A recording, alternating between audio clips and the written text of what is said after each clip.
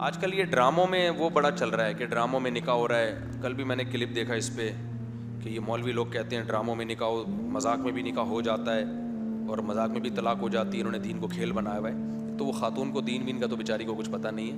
دیکھو نبی صلی اللہ علیہ وسلم کی صحیح حدیث ہے, ثلاث جدہن جد وہزلہن جد. ایک منٹ میں ذرا بات میں, 3 چیزیں حقیقت میں بھی حقیقت اور مذاق میں بھی حقیقت.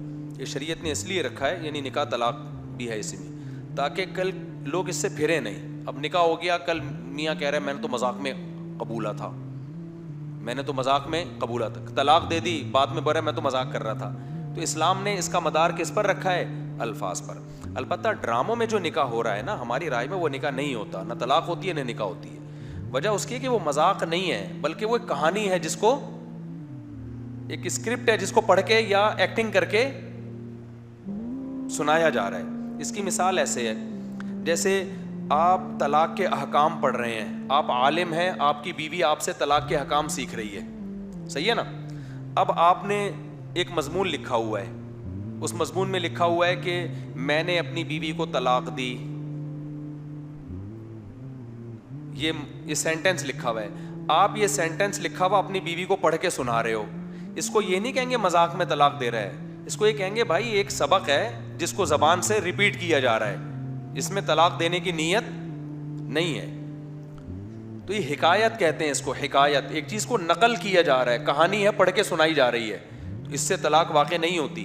جیسے کوئی مفتی کے پاس مسئلہ پوچھنے آتا ہے کہ مفتی صاحب اگر کوئی یوں کہے کہ میں نے اپنی بیوی کو طلاق دی تو ہو جائے گی؟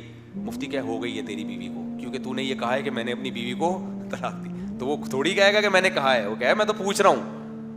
تو کہانی کوئی سنا رہا ہو کسی کو, اور اس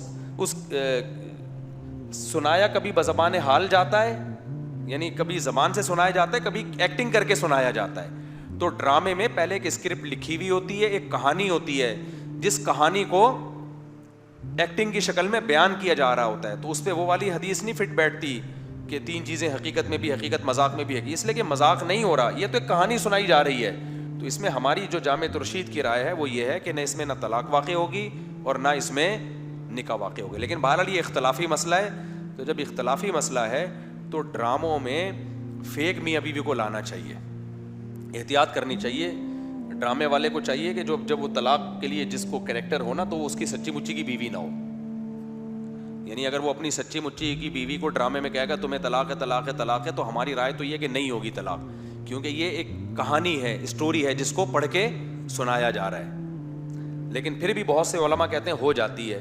تو احتیاط یہی ہے کہ ایسا کام مت کرو جس میں شک اور وسوسہ پیدا ہو. ڈرامہ تو ویسے ہی ٹھیک نہیں ہوتا, اور اگر بنانا ہی ہے تو سچی مچی کی بیوی کے بجائے کوئی جھوٹی موٹی کی رکھ لو.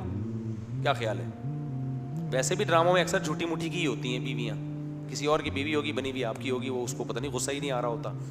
ورنہ غیرت کے خلاف ہے یار, آپ کی بیوی جھوٹی موٹی میں بھی کسی کی بیوی بن جائے تو غصہ آئے گا نا. لیکن یہ فلم انڈسٹری اور ڈرامہ انڈسٹری اس کی پوری بنیادی غیرت لیس ہونے پر ہے. کسی کی بیوی کسی کو پکڑا دی, اس کی بیوی اس کو پکڑا دی, اس کا چکر اسے چلا دیا, اس کا چکر اسے چلا دیا, سب دیکھ رہے ہیں کہ صحیح ہے بھائی.